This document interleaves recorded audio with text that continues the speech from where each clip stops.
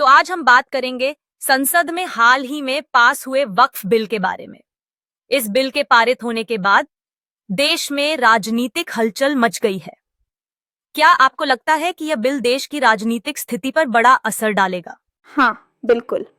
इस बिल के पारित होते ही कई दलों के बीच आरोप प्रत्यारोप की झड़ी लग गई है। खासकर विपक्ष ने इसे सरकार के खिलाफ एक और कदम के रूप में देखा है। आपको क्या लगता है, इस बिल का उद्देश्य क्या है? वक्फ बिल का मुख्य उद्देश्य वक्फ बोर्ड की कार्यप्रणाली को पारदर्शी बनाना और वक्फ संपत्तियों का सही तरीके से प्रबंधन करना है। लेकिन राजनीतिक दृष्टिकोण से इसे लेकर काफी विवाद हुआ है। विपक्ष इसे मुस्लिम समुदाय के खिलाफ एक कदम मान रहा है। क्या आपके अनुसार इसका कोई धार्मिक पहलू भी है? यह सवाल दिलचस्प है। कुछ लोगों का कहना है कि इस बिल से मुस्लिम समाज की धार्मिक स्वतंत्रता प्रभावित हो सकती है, लेकिन सरकार का कहना है कि यह केवल प्रबंधन सुधार के लिए है। आप इस पर क्या सोचते हैं? मेरे हिसाब से यह विवाद काफी हद तक राजनीतिक रंग ले चुका है। अगर वक्फ संपत्तियों का सही तरीके से प्रबंधन हो तो इससे किसी समुदाय विशेष को कोई नुकसान नहीं होगा, लेकिन कुछ लोग इसे राजनीतिक हथियार के रूप में इस्तेमाल कर रहे हैं।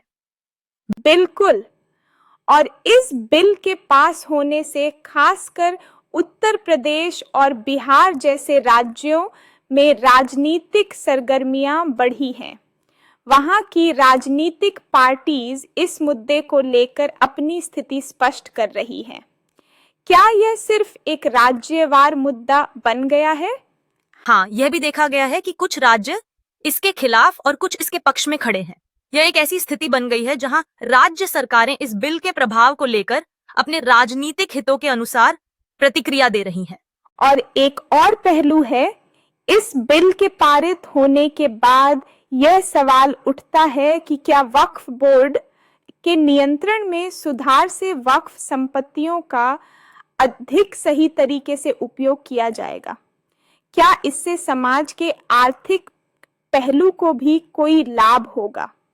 यह बहुत अच्छा सवाल है। अगर यह सही तरीके से लागू हुआ तो निश्चित ही इसका प्रभाव समाज के गरीब तबकों पर पड़ेगा, क्योंकि वक्फ संपत्तियां समाज के लिए अहम है। खासकर शिक्षा, स्वास्थ्य और अन्य सामाजिक कार्यों में इनका उपयोग किया जा सकता है। यही तो है। अगर हम इसे एक सकारात्मक दृष्टिकोण से देखें तो वक्फ संपत्तियों का बेहतर प्रबंधन देश के गरीबों और कमजोर वर्गों के लिए फायदेमंद हो सकता है, लेकिन इसके लिए पारदर्शिता और सही निगरानी की जरूरत है। सही कहा आपने। यही वह बिंदु है जहां सरकार को ध्यान देना चाहिए। यदि इसे सही तरीके से लागू किया जाए तो यह किसी के लिए नुकसान नहीं होगा, बल्कि हर किसी के लिए फायदेमंद हो सकता है। लेकिन राजनीतिक दृष्टिकोण से यह मामला इतना संवेदनशील बन चुका है कि इसके समाधान में काफी समय लग सकता है। हर पार्टी इस मुद्दे को अपने तरीके से समझ रही है। बिल्कुल। और यह बात भी सही है कि इस बिल का प्रभाव न केवल धार्मिक समुदायों पर बल्कि पूरे राजनीतिक तंत्र पर पड़ेगा।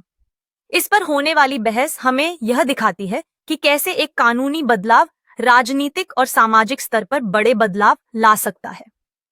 हाँ, यह बिल सिर्फ एक कानूनी बदलाव नहीं, बल्कि एक गहरी राजनीतिक और सामाजिक बहस का हिस्सा बन चुका है। हम देखेंगे कि आने वाले दिनों में यह मुद्दा किस दिशा में बढ़ेगा। ये सच है। भविष्य में इस पर होने वाली बहसें और इसके प्रभाव हमारे समाज और राजनीति में बड़े बदलाव ला सकती हैं। तो इस चर्चा का निष्कर्ष यही है कि इस बिल के पारित होने से राजनीति में हलचल मची है, लेकिन अगर इसे सही तरीके से लागू किया जाए तो इसका समाज पर सकारात्मक प्रभाव हो सकता है। बिल्कुल।